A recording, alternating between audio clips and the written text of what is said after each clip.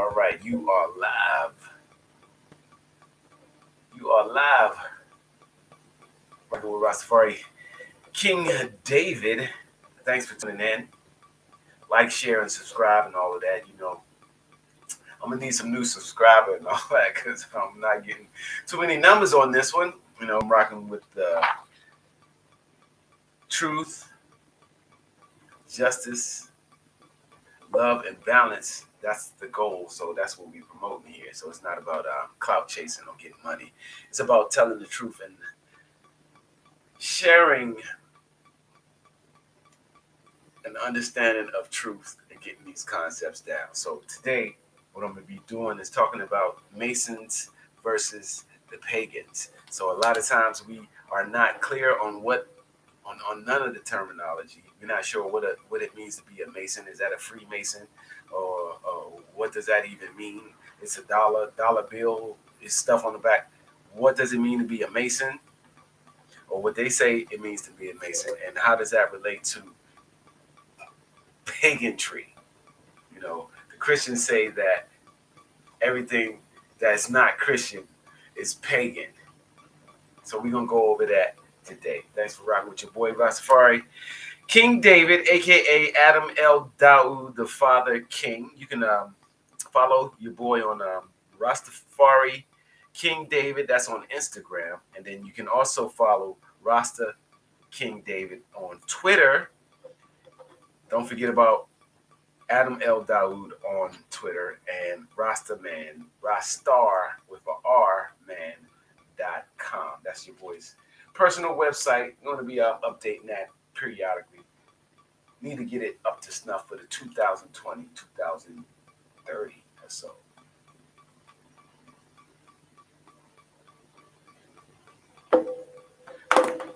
Yeah, did that wrong. Working on this thing right now. Got to get the sounds proper. Yeah.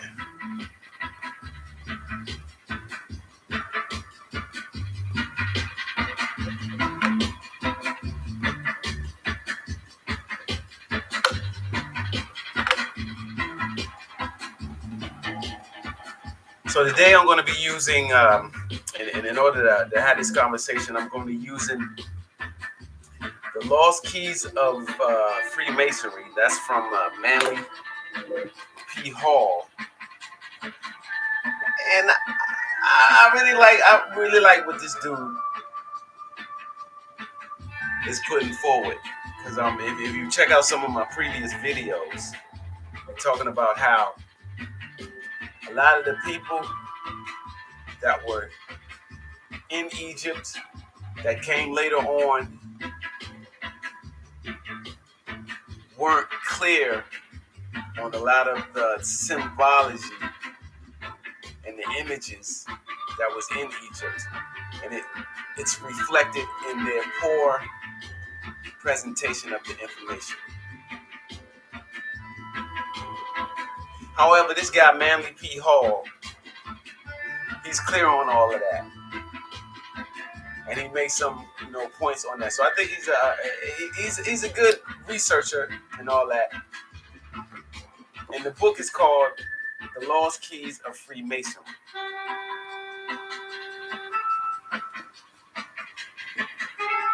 He also, in this book, he says it talks about his other books, and those are The Secret Teachings of All Ages and The Secret Destiny of America. I got both those books. I got this one, Secret Teachings of All Ages.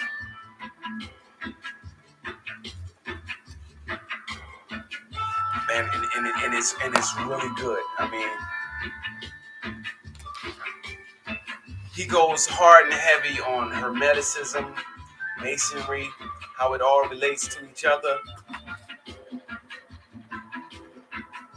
Some of the topics are the ancient mysteries and secret societies, Atlantis and the gods of antiquity, Isis, the virgin of the world, the initiation of the pyramid, the zodiac and its signs, Wonders of Antiquity. It's a lot going on. You might want to check that one out.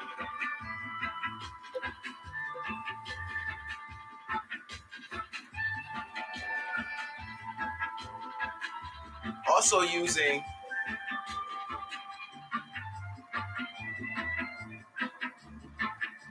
the Commitment Book of Life.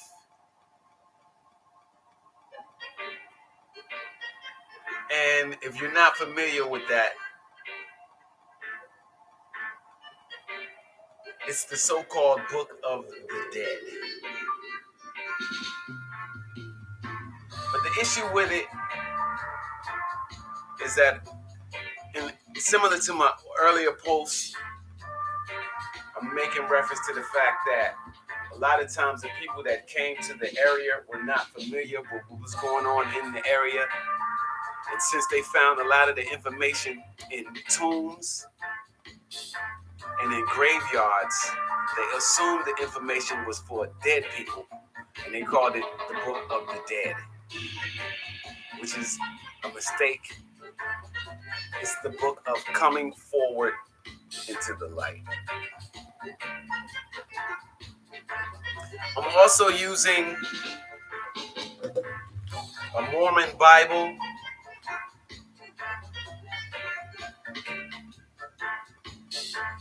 Got that from a friend when I was a Mormon. Really like this Bible though. Appreciate that. Also, another version of the Bible in the scriptures. You need to get a copy of this one if you're into, truth. It gets a little bit confusing if you don't have a good copy of the truth, which is the issue. And lastly, the Hiram Key.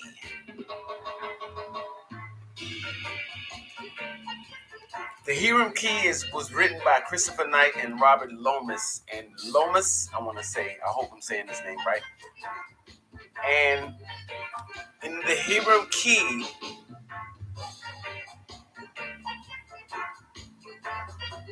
they speak of the master builder as Hiram Abif. Not only that,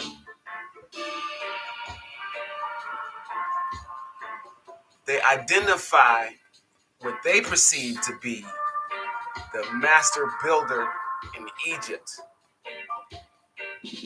who was Sakane Daoud. Sakane Daoud was a pharaoh in Egypt, Kemet, what they call Egypt, at 1500 BC. The pharaoh Daoud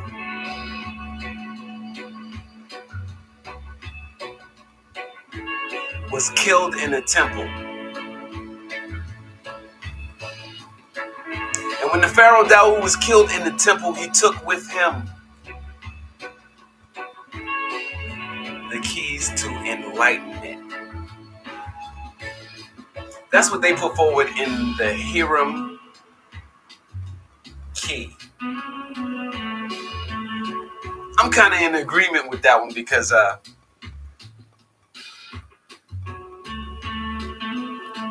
had a dream about it. But we're not going to get into the dream. We're just going to give you the facts right now. So, just to keep this thing moving,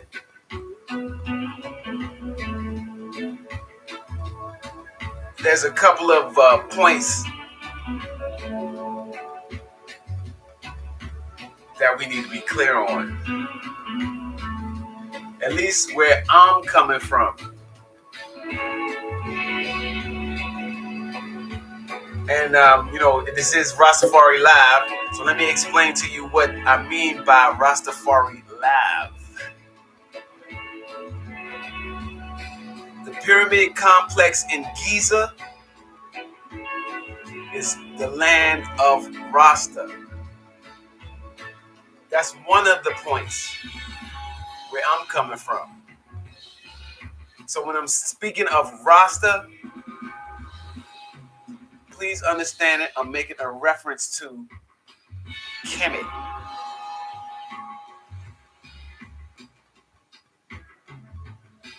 Also, a lot of this information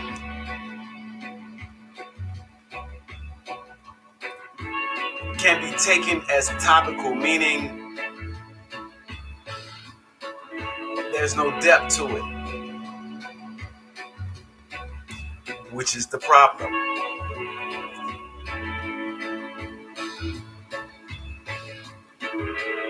So, when we're having this conversation, we're talking about what this means to you. It's not mystical or confusing. How does this information resonate within your soul? Next point. When we're speaking of gods, and we're speaking of divine energies, it is a reference to the energy. So when we're speaking of Isis, we're speaking of the energy of a wise woman. When we're speaking of Osiris, we're speaking of the energy of the striving soul.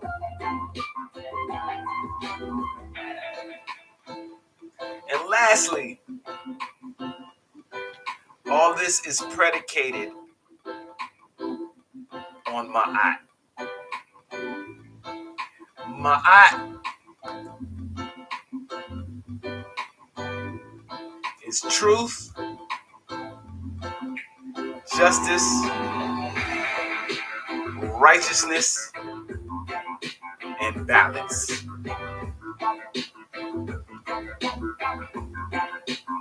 We're clear on what truth means. Still a little bit gray on justice. Righteousness means righteous acts in line with the universe. And balance means being in balance on all things. So the Ma'at doesn't say that you have to be perfect. Just balanced. I'll say that again. The Ma'at isn't saying that you have to be perfect. Just balanced.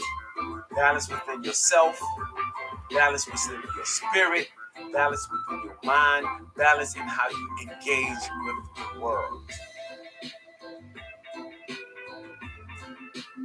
That balance is exemplified by the way that you act, the way that you move, how that you present yourself.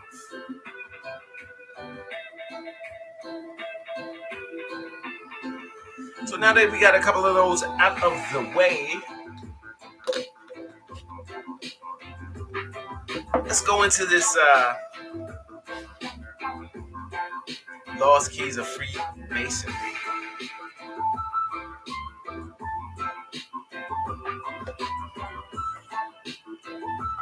And I'm chopping up the book from Manly P. Hall. So let me read what's going on here. And Manly P. Hall says that Isis was the patroness of magical arts among the Egyptians.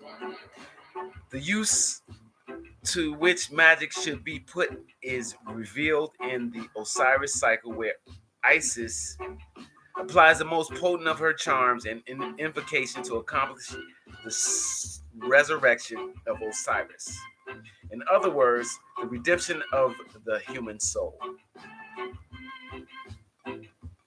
That the gods of Egypt were elements of a profound magical system and possessed a significance far different from that advanced by modern Egyptologists is certain. What he's saying is that what they're telling you, what the modern Egyptologists are saying is in folly.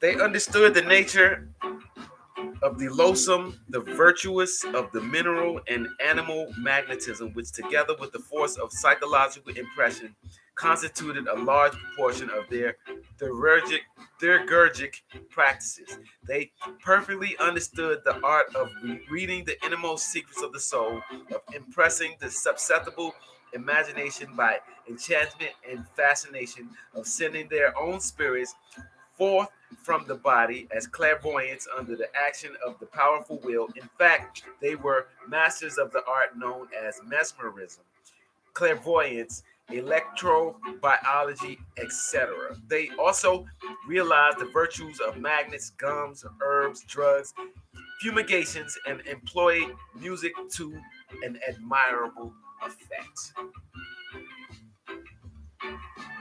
This is Manly Hall speaking of Egyptian magic.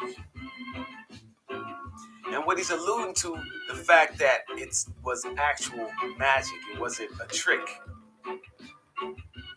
Smoke and mirrors and whatnot. The highly gifted Egyptologist Leonard Mormat acknowledged Egyptians' magic as an essential part of their religious philosophy. Egyptian mystics could levitate, walk the air, handle fire, live underwater, sustain great pressure, harmlessly suffer mutilation, read the past, foretell the future, make themselves invisible, and cure disease. And he's talking about what happens when you identify with the higher self. And the image of that would be Osiris. Now,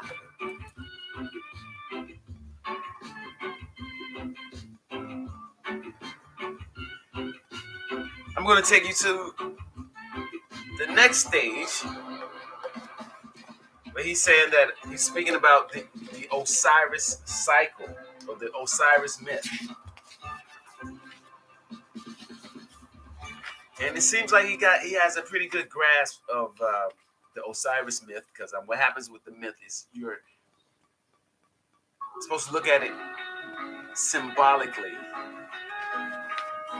and how it resonates with you.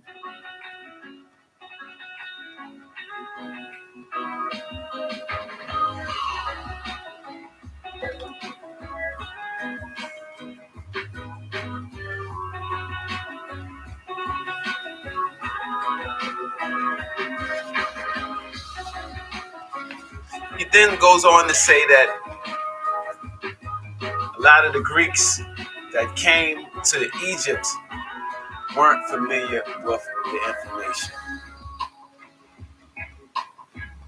And because of that,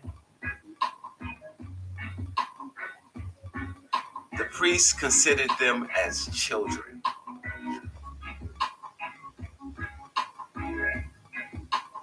Here's an example of that. On one occasion,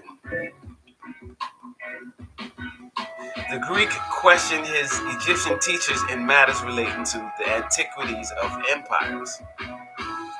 The elder priest replied to him, "You Greeks are always children. There is not one Greek who is an old man." Meaning that They weren't familiar with the terminology and the practices of the enlightened priests.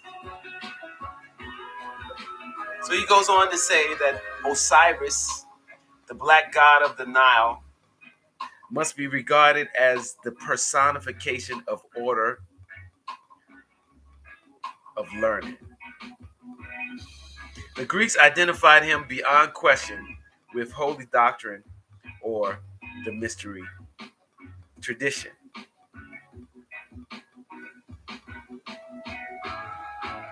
Unquestionably, Osiris was later confused with other members of the vast pantheon of divinities which developed in the decadent period of Egyptian religious culture. But to the elect, he represented the end, primordial knowing, the utter realization of truth, undefiled by intellectuals, unlimited by any moral procedure, uncircumscribed by the limitations of thinking. Thus, Osiris becomes a dual symbol, being in first place esoteric wisdom itself, and in second place, the composite order of initiates through whom the tradition was perpetuated. So, what he's saying here is that Osiris is the example that we all should aspire to. He also makes a reference to an age before the time of the so-called divine dynasties in Egypt. That would be around the time they got on it is like 3000 BC, but actually it's more like 7 to 6000 BC. But what he's making a reference to is before that time, and this is the so-called golden age. This is 10,000 BC. This is what was going on in Kemet during that time. It was the golden age. There was a time, the golden age, when truth and wisdom ruled the earth, and this aristocracy of wisdom was a benevolent despotism in which men were led to a noble state of being by the firm, kindly hand of the enlightened sage. This was the divine dynasty of the mythological priest kings who were qualified to govern humanity by virtue not only temporal but by divine attributes. Through his priests, Osiris, representative of the hidden tradition, ruled the entire world by virtue of the perfection resident in that tradition. If we concede that Osiris is the positive pole of the universal life agent, then Isis becomes the receptive pole of that activity. He is the doctrine, she is the church. As in Christianity, it is customary to refer to the church as the bride of Christ. So in Egypt, the institution of mysteries was the great mother, the consort of heaven itself. From this interpretation, we gain a deeper insight into the symbolism of the whole Osirian cycle. Isis becomes the temporal order of the priesthood, the accumulative body of initiates. She is personified as the temple. She is the mother of all good, the protectress of all right, and the patron of all improvement. Ensures nobility, inspires virtue, and wakens the nobler passions of the soul. As Diana of Ephesus, she is the multi-mamia who feeds all creatures from herself. Like the moon, she shines only with the light of her sovereign sun, even as the temple can only be illuminated by its indwelling truth. So what that is saying is that Osiris is the example in conjunction with Isis. Isis is represented by the moon, while Osiris is represented by the sun.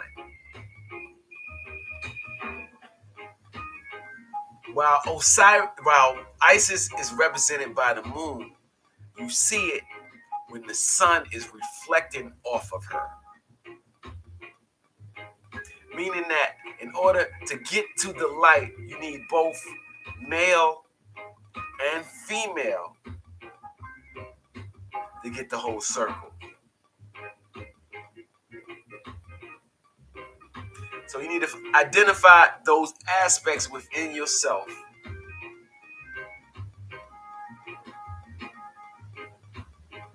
to make the circle.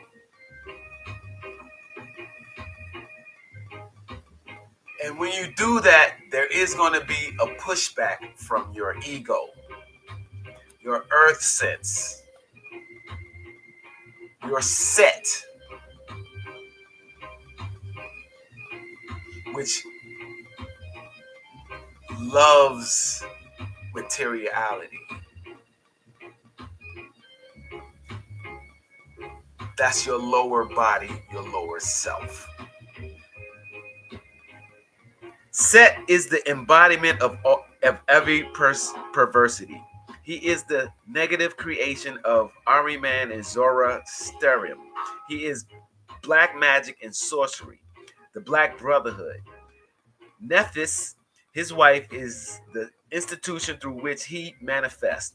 He is neither a single evil nor even a sequence of ills, but an infinite diversity of them, indescribably insidious, empowered to infect the fabric of church and state. And the issue is that we externalize that whole conversation and don't take responsibility for it ourselves.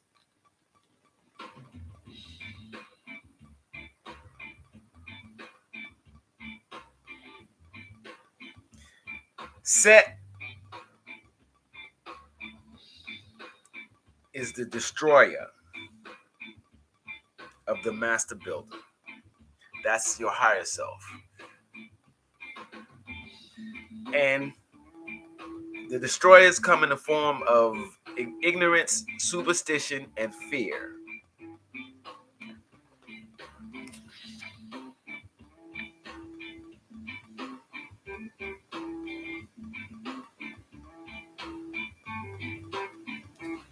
So when that happens, with truth dead, or at least exiled to the universal world, invisible world, material facts were superseded by opinions. Opinions bred hatreds, and men finally forgot and died over notions both senseless and soulless. Greed became the dominant impulse, gain the all-absorbing end, and ruthlessness the all-sufficient means. In the dark ages of uncertainty, when reality hid its face and no man dared to know, the leering Set ruled his ill-gotten world, binding men to himself by breeding 1,000 uncertainties to sap courage and weaken conviction. That's the ego self.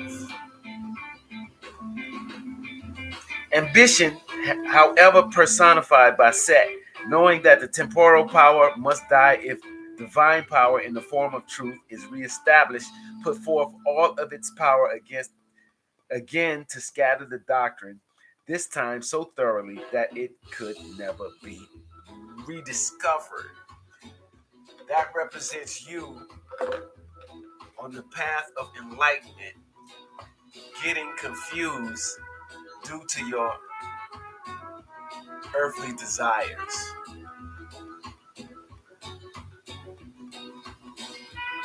So he goes on to say that Freemasonry as an institution is Isis, the mother of mysteries, from whose dark womb the initiates are born in the mystery of the second or philosophy birth. Thus, all adepts, by virtue of their participation in the rites, are figuratively at least the sons of Isis. As Isis is the widow, seeking to restore her lord and to avenge his cruel murder, it follows that all master masons or master builders are the widow's sons. They are the offspring of the institution widowed by the loss of the living word, and theirs is the eternal quest they discover by becoming. In Egyptian rites, Horus is the savior, avenger, son of Isis, conceived by magic, the ritual, after the brutal murder of Osiris. Hence, he is the redeemer. Freemasons are whores. They are the eye of Osiris, whose body therefore is made up of eyes. Each initiate is a Horus. Each is a hawk of the sun. That gets a little bit confusing. I'm not gonna go. I definitely don't want to confuse you. But point is it says that Masonry is an institution. Is Isis, the mother of the mysteries, from whose dark womb the initiates are born in the mystery of the second of our philosophy, birth. So originally,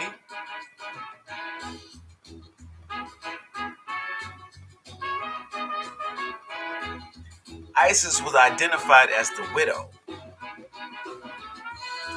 Horus was identified as the son of Isis, the son of the widow.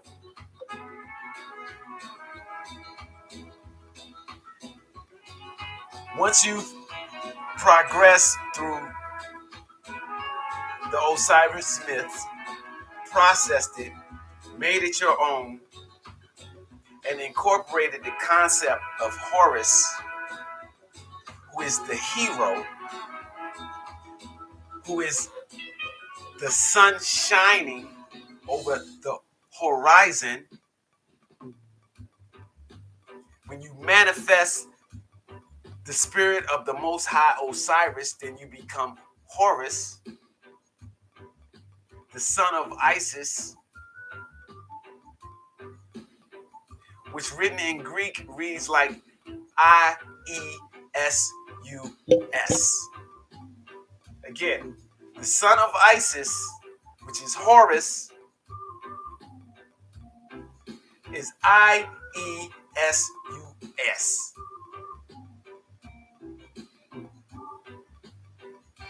That understanding was corrupted all the way through the timeline, to the point where when Jay came out in 1800 or so, Jay came out.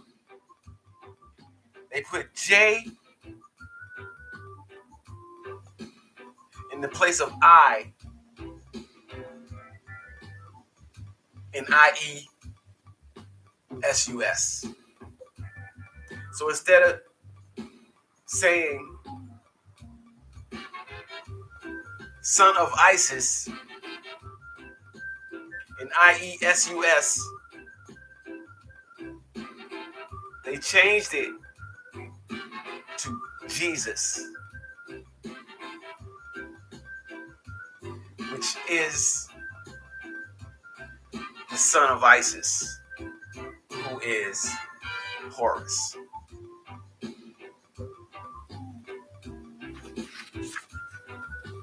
Hope you got that. And just to illustrate that point, I'm going to go to John chapter 12.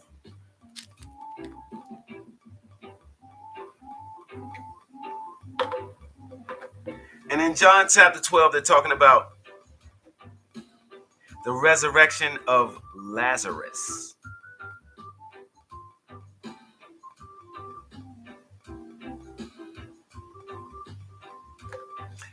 Oh, well, my mistake. That's my bad. I got confused myself. Chapter 11. We're talking about Lazarus. And the issue here is that they confuse the terminology.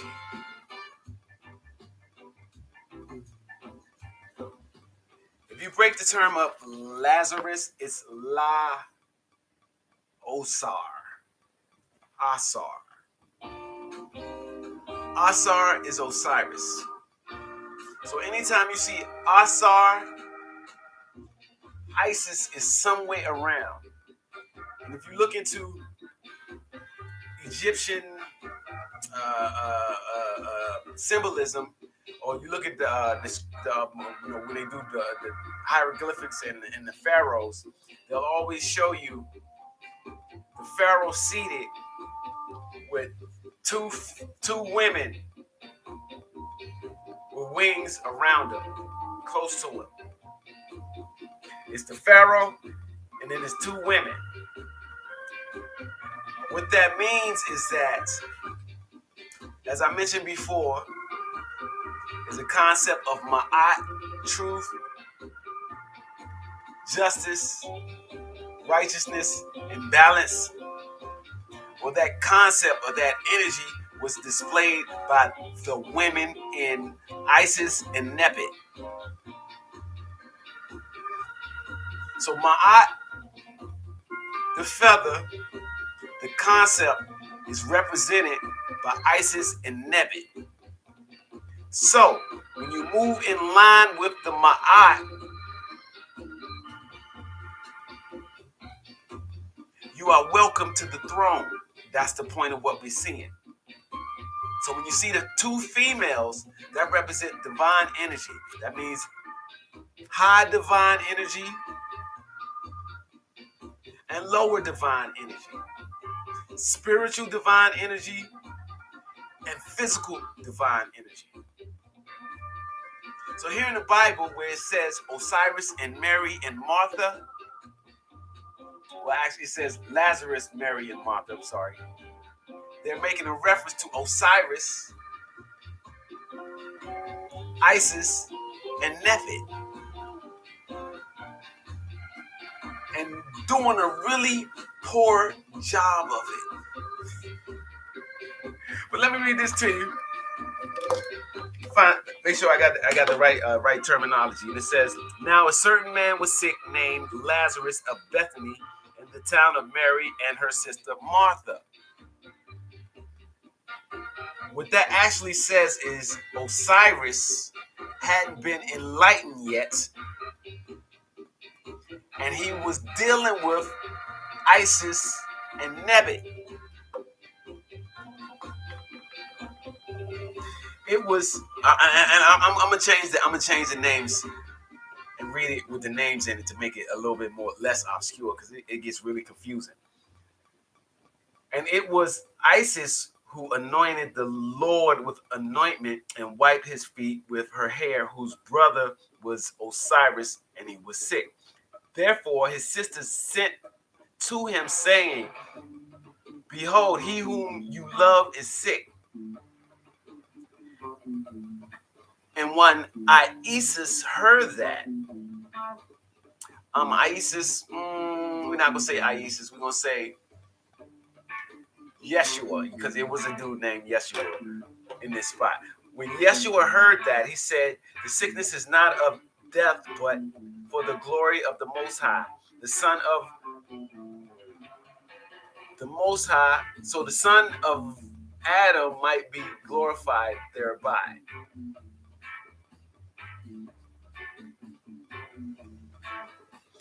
Later on, it says this is another clue that he's speaking symbolically.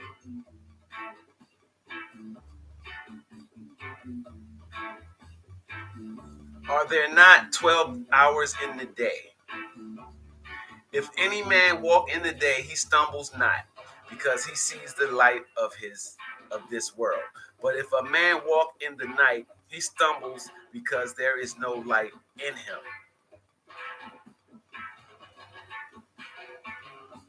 These things he he said, and after that he said to them, our friend Osiris is asleep, but I must go that I may wake him out of his sleep.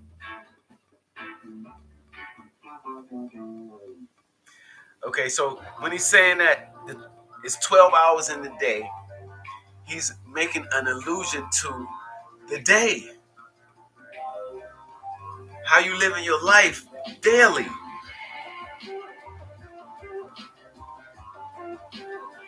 And at night you stumble because you don't have the light in you, meaning that you haven't resurrected the Osiris. So what he's saying is that you haven't resurrected your Osiris. Let me show you how to do it.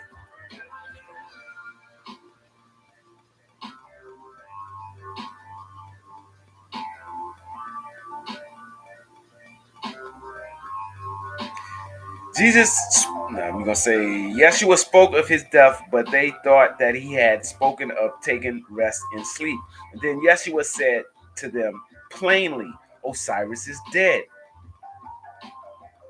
I am glad for your sakes that I will not be there, to the intent you may believe. Nevertheless, let us go to him.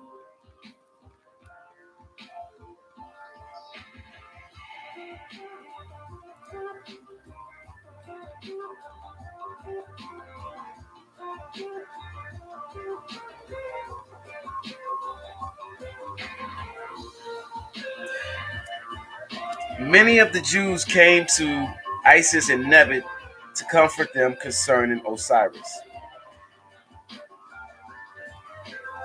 When Isis, as soon as she heard that Yeshua was coming, went and met with him, but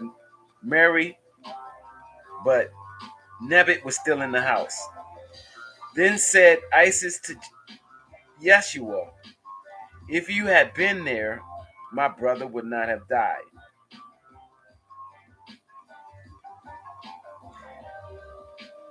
Yeshua says, your brother will rise again.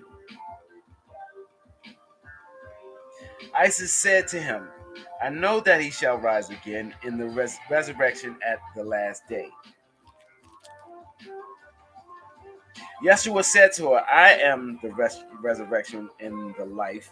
He that believes in me, though he were dead, he shall live. And whoever live and believe in me shall never die. Believe you this? She said, yes, Lord, I believe that you are the Christ, the Son of God, which should come into the world. Okay, this spot right here, this is where they mashed up the word to confuse you. And it says here,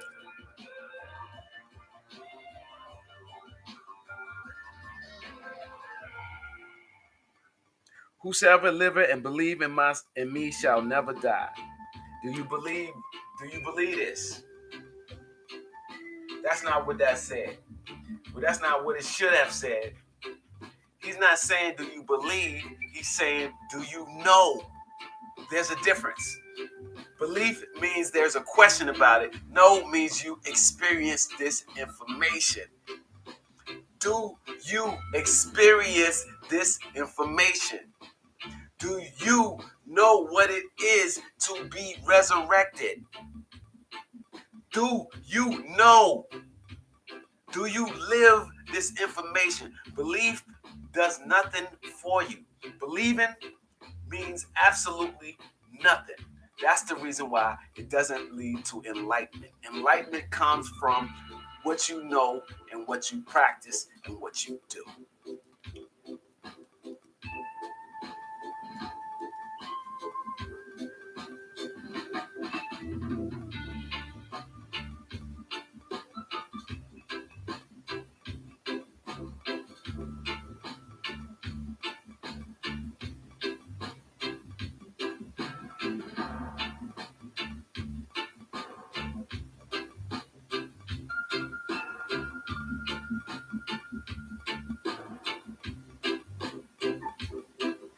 Okay, so we're at chapter 1140. Yeshua said to her, didn't I say to you that if you would believe, thou you will see the glory of God? That's that believe line again. That's totally wrong. Isis, Yeshua said to her that if you would know,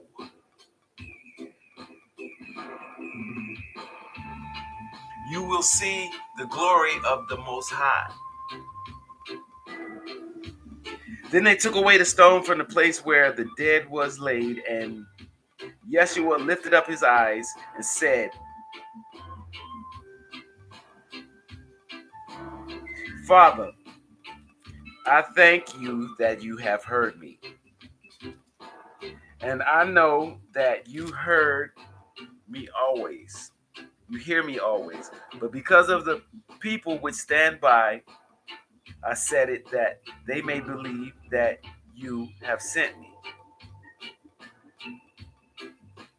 And then when he had spoken, he cried with a loud voice, Osiris, come forward. And he that was dead came forward, bound hand and foot with grave clothes, and his face was bound about with napkins. Isis said to him, loose him and let him go. Then many of the Jews which came to Isis and had seen the things which Isis did believed in him. Not believed in him. They knew him because they saw what he did.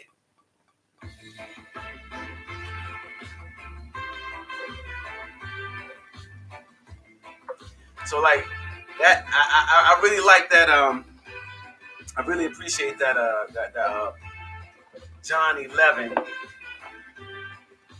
because it's all right there if you know how to read it. They're talking about the symbolism found in the Bible, how it relates to the builder or the master builder. That's what I'm referring to. Originally, the land in Egypt was called Rasta.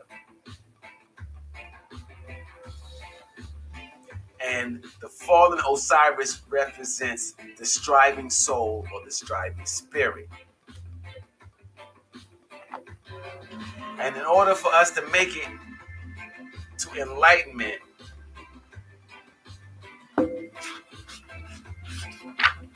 we have to strive with the spirit.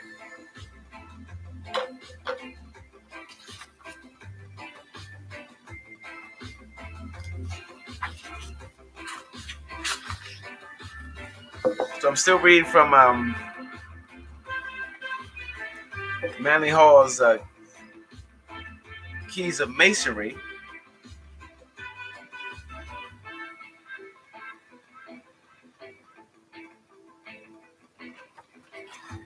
And I'm going through the steps to become a Mason.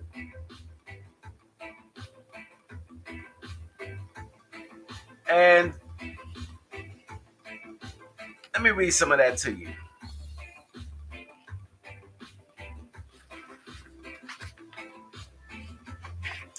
According to Hall, religion is a divinely inspired code of morals. A religious person is one inspired to do nobler living by this code. He is identified by the code which is his source of illumination. Thus, we may say that a Christian is one who receives his spiritual ideals of right and wrong from the message of Christ, while a Buddhist is one who molds his life into the archetype of morality given by the great Gautama or one of the other Buddhas.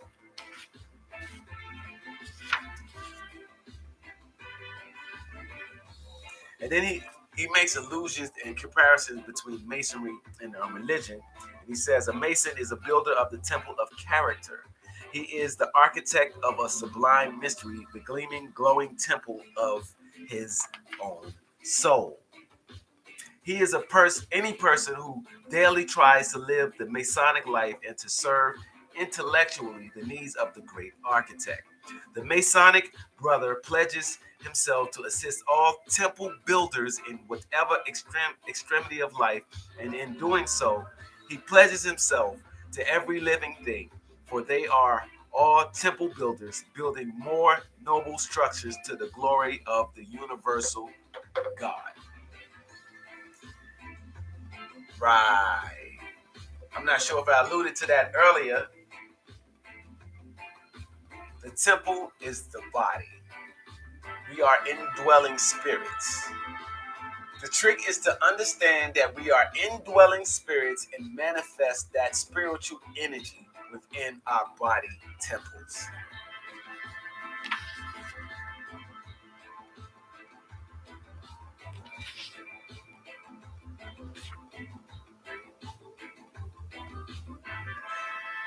But before that happens, you need to be resurrected.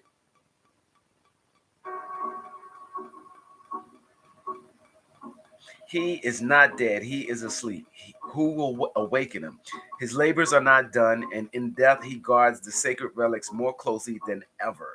For the word and the tracing board are his. I have given them to him, but he must remain asleep until these three who have slain him shall bring him back to life. For every wrong must be righted, and the slayers of my house, the destroyers of my temple, must labor in place of their builder until they raise their master from the dead.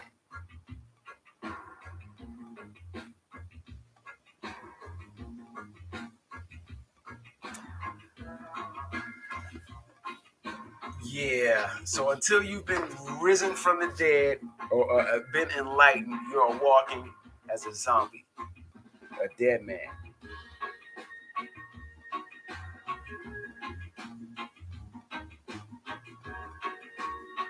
No more shall I speak to you until you have found and raised my son, and have listened to the words of my messenger, and him as your guide, have finished the temple which I shall then inhabit.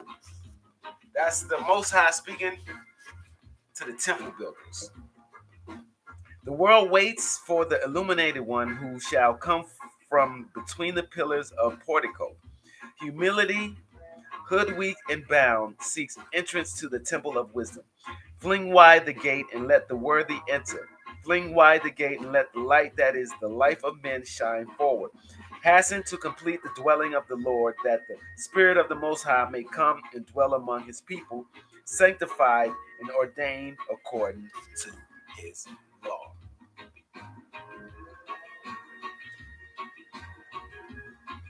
Okay.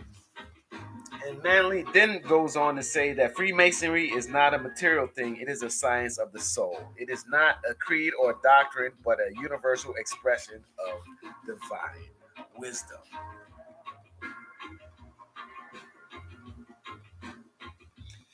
So the student should be seeking to mold his life to form with the glory of God, whose temple he is slowly building as he awakens one by one the workmen within himself and directs them to carry out the plan that has been given to him out of heaven.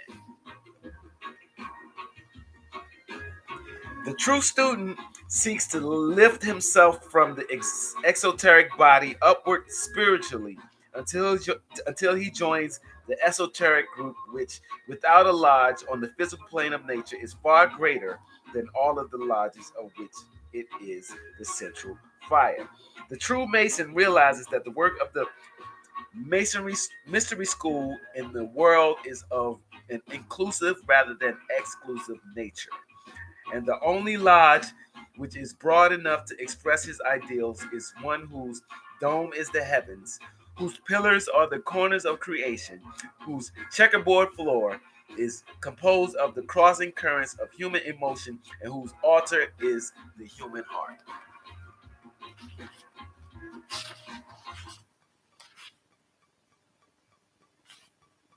How about that?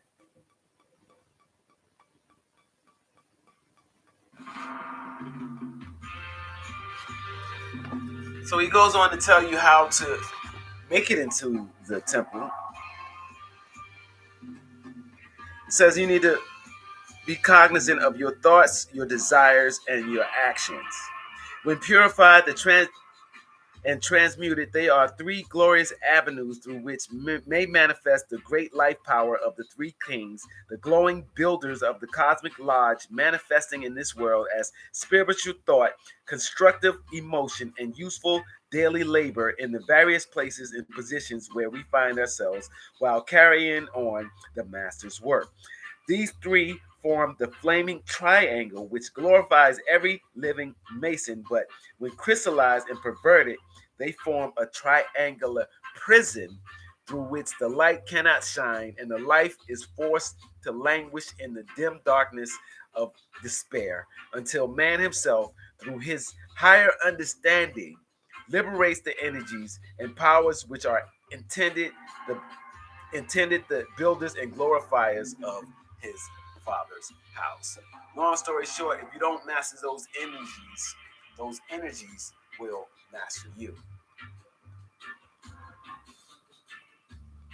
When a man can mold his thoughts, his emotions, and his actions into faithful expressions of his highest ideals, then liberty is his.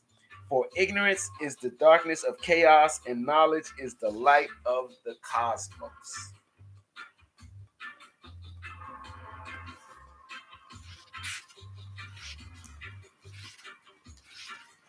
So then it goes on to talk about the stages. It's the apprentice, the mid-level, and then the master.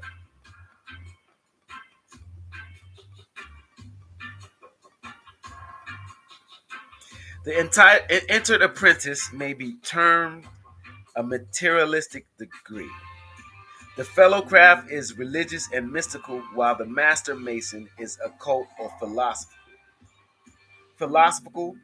Each of these degrees is an unfoldment of a connected life and intelligence, revealing in even further expressions the gradual liberation of the master from the triangular cell of threefold negation, which marks the early stages of individualization.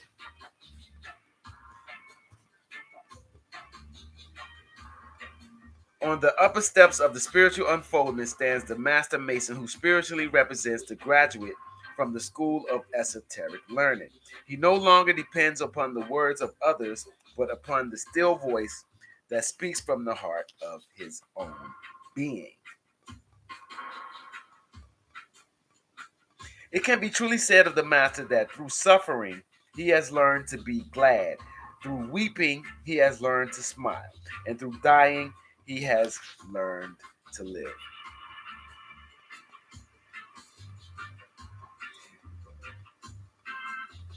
Much is said concerning the loss of the master's word and how the seekers go out to find it but bring back only substitute. The true master knows that those who go out can never find the secret trust. He alone can find it who goes within. The true master has never lost the word but has cherished it in the spiritual locket of his own being. The word is found when the master himself is ordained by the living hand of the Most High, cleansed by living water, baptized by living fire, a priest after the order of Melchizedek, who is above the law.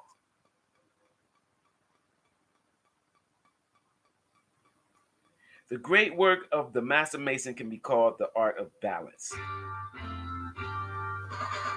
To him is given the work of balancing the triangle that it may blaze forward with the glory of the divine degree.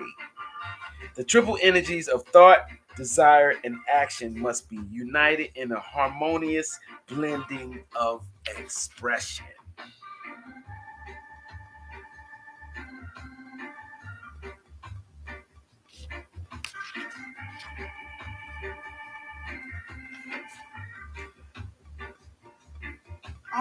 I'm just about to wrap this up. I'm pushing on an hour and whatnot, but I'm gonna wrap this up with the last part of the temple.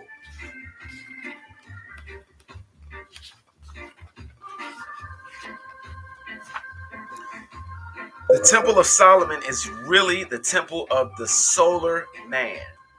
Sol On, the king of the universe, manifesting through his three primordial builders.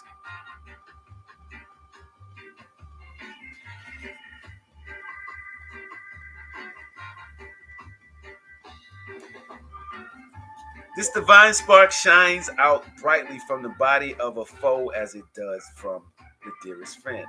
The true Mason has learned to be divinely impersonal in thought, action, and desire.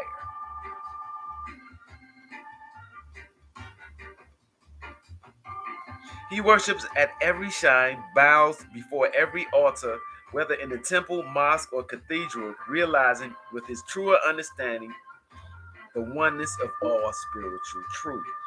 All true Masons know that they are heathen who, having great ideals, do not live up to them.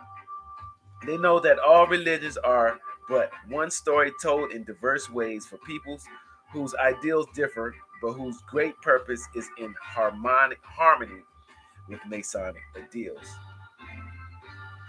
The true Mason enters his lodge with one thought uppermost in his mind. How can I, as an individual, be of greater use in the universal plan? What can I do to be worthy to comprehend the mysteries which are unfolded here? How can I build the eyes to see the things which are concealed from those who lack spiritual understanding? The true Mason is supremely unselfish in every expression and application of the powers that have been entrusted to him.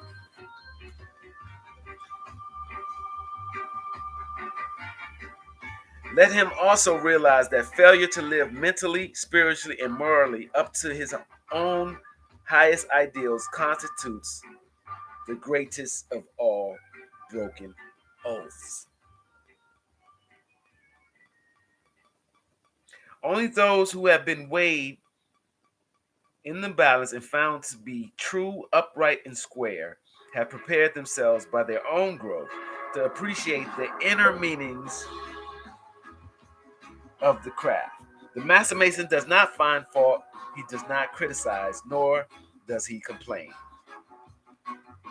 The greater the Mason, the more advanced in his craft, the more fatherly he grows. The walls of his lodge broaden out until all living things are sheltered and guarded within the blue folds of his coat. He must search for high things in lowly places and find lowly things in high places. Whew. That was a bit difficult. I hope you all enjoyed that. If you got some questions, comments, feel free to like, share, and subscribe, please, so I can get out to some more people and I can talk so I can be more effective with this information.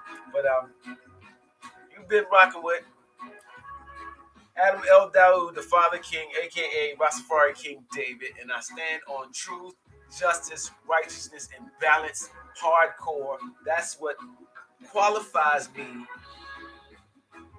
to hold you accountable.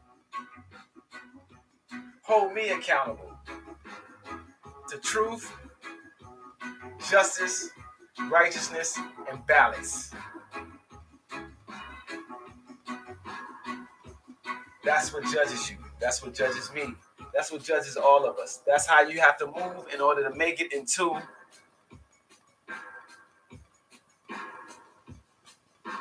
the new kingdom, into the new age.